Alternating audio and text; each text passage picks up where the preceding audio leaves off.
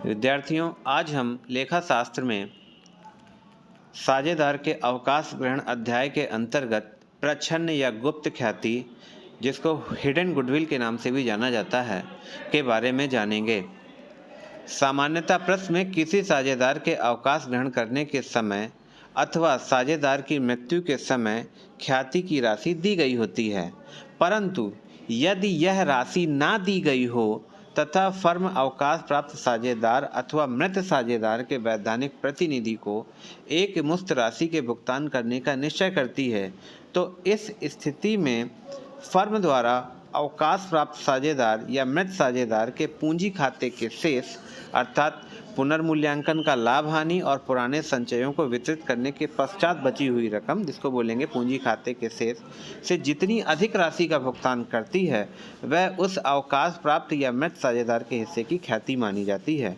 फिर से समझेंगे कि जब कोई साझेदार फर्म से अवकाश ग्रहण करता है या किसी साझेदार की मृत्यु हो जाती है, तो उस स्थिति में फर्म के द्वारा अवकाश ग्रहण करने वाले साझेदार को उसके हिस्से की रकम दी जाती है। हिस्से की रकम अर्थात उसके पूंजी खातों का शेष जो भी उसका बन रहा होता है, यानी कि पुनर्मूल्यांकन खाते में जो भी लाभ हानि निकल कर आ रहा होता है वो, और जो भी संचय में से उसका हिस्सा निकल रहा होता है वो रकम दी जाती है।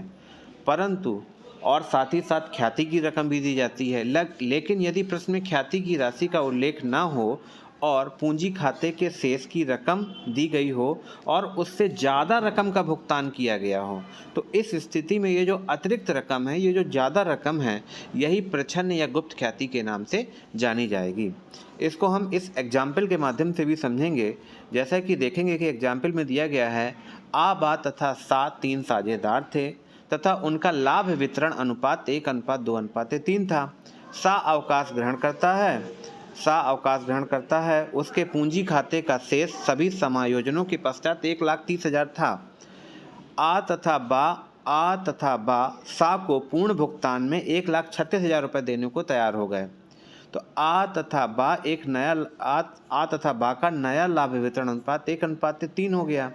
तो ख्याति के समायोजन हेतु आवश्यक जनरल पुष्टि कीजिए। तो देखिए यहाँ पर सीधे सबसे पहले अगर हम ख्याति की रकम निकालें तो प्रश्न में ख्याति की रकम स्पष्टतया नहीं दी गई है, बल्कि ये कहा गया है कि उसके पूंजी खाते का शेष 1,30,000 रुपये था, जबकि उसको दिए जा रहे हैं 1,36,000 रुपये। तो ये जो 6,000 रुपये सरप्लस दिए जा रहे हैं, यही प्रच्छन्न या गुप्त ख्याति है। तो अब हमें इसकी एंट्री करना है। तो इसकी एंट्री करेंगे तो जो साझेदार अवकाश ग्रहण कर रहा है उसको ख्याति की रकम दी जा रही है, और देगा कौन? पुराने साझेदार, यानी कि बचे हुए साझेदार, शेष साझेदार उसको ख्याति की रकम का भुगतान करेंगे। तो शेष साझेदारों के खातों से, शेष साझेदारों के पूंजी खातों से ख्याति की रकम निकाल करके अवकाश ग्रहण करने वाले साझेदार को के खाते में ट्रांसफ़र की जाएगी, यानी कि अवकाश ग्रहण करने वाले साझेदार के खाते को क्रेडिट किया जाएगा और जो बचे शेष साझेदार हैं उनके खातों को डेबिट किया जाएगा। तो यहाँ पर एंट्री होगी S capital account DR, B's capital account DR, क्योंकि ये शेष साझेदार हैं, ये ख्याति की रकम का भुगतान करेंगे। किसको? सी को। सी अवकाश ग्रहण करने वाला साझेदार, इसलिए सी के कैपिटल अकाउंट में उस रकम को क्रेडिट कर दिया जाएगा। तो लिखा जाएगा टू सीज कैपिटल अकाउंट, और एंट्री बन रही है S capital account DR, B's capital account DR to C's capital account, और नरेशन लिखी जाएगी being C's share of goodwill adjusted to be the capital account of A and B in their gaining ratio 1:5। अब देखिए gaining ratio कैसे निकाला। Gaining ratio निकालने के लिए सबसे पहले हम देखेंगे कि गणना में देखें, कैलकुलेशन में देखेंगे नंबर 2 पे कि लाभ प्राप्ति अनुपात बराबर नया भाग माइनस पुराना भाग। तो देखिए यहाँ पर पुराना भाग है ABC का 1:2:3 और नया भाग है A और B का 1:3। तो देखिए यहाँ पर A का पुराना हिस्सा है 1/6 और A का नया हिस्सा है 1/4। तो A का लाभ प्राप्ति अनुपात में हिस्सा होगा पुराना अनुपात माइनस नया अनुपात, यानी कि नया अनुपात माइनस पुराना अनुपात। तो 1/4 में 1/6 को माइनस करेंगे, तो 1/4 माइनस 1/6 करेंगे तो निकल कर आएगा 2/24। इसी प्रकार से बा का जो नया है वह है 3/4 और पुराना है 2/6।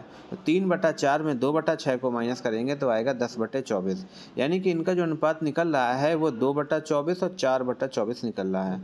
तो 24-24 कैंसिल और 2 और 10 को 1:5 भी लिख सकते हैं। तो इनका निकल कर आया नया लाभ प्राप्ति अनुपात निकल कर आया 1:5। तो इस 6000 को 1:5 के हिसाब से ए और बी देंगे सी को। तो एक ए का हिस्सा है 1 और बी का हिस्सा है 5, यानी कि 1/6 ए का। तो 6000 गुणे 1/6 बराबर 1000 एस कैपिटल अकाउंट में डीआर किया जाएगा। 6000 गुणे 5/6 किया जाएगा तो 5000 निकल कर आएगा, ये बी के कैपिटल अकाउंट में डेबिट किया जाएगा और फिर टोटल 6000 रुपये सी के कैपिटल अकाउंट में क्रेडिट कर दिया जाएगा। तो देखिए यहाँ हमने जाना कि जो साझेदार थे, जो शेष मतलब कि जो अवकाश ग्रहण करने वाला साझेदार था उसका सभी समायोजन के पश्चात हिस्सा बन रहा था 1,30,000 का, लेकिन फर्म ने उसको 1,36,000 रुपये दिया है। तो 6,000 रुपये जो सरप्लस रकम थी, 6,000 रुपये गुप्त ख्याति निकल कर आई। तो यहाँ पर गुप्त ख्याति अगर प्रश्न में नहीं दी गई है तो गुप्त ख्याति निकालनी पड़ती है, यानी कि जब प्रश्न में ख्याति स्पष्टता न दी गई हो और ख्याति की गणना करनी पड़ रही हो तो उस स्थिति में यही ख्याति गुप्त ख्याति के नाम से जानी जाती है।